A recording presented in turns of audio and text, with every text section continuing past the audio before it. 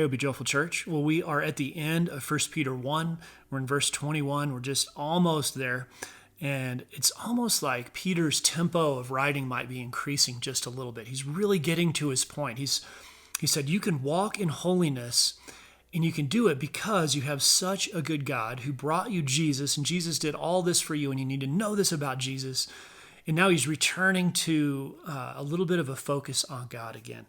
He says, through Jesus, you are believers in God, who raised him from the dead and gave him glory, so that your faith and hope are in God. He wants us to be confident that we can have faith and hope in God.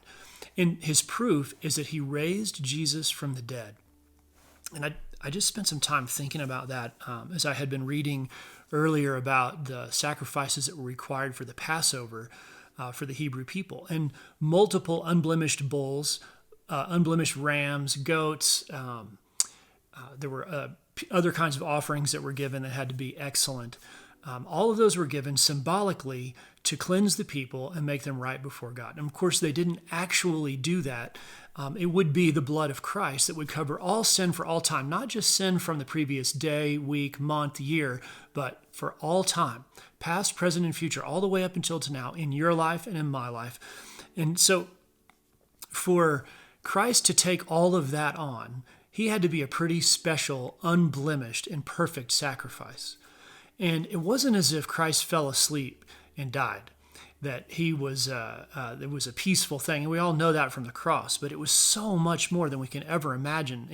Even what was seen on the cross was nothing compared to what he went through in his death. He was utterly crushed for us.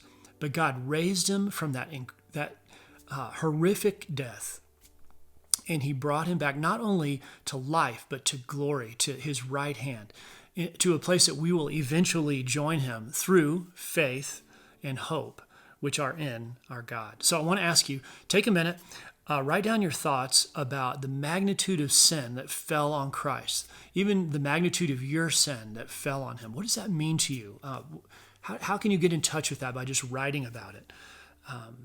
And imagine the transformation of the glory of the suffering of Christ into the glory that he experiences in heaven, the incredible distance between those two things.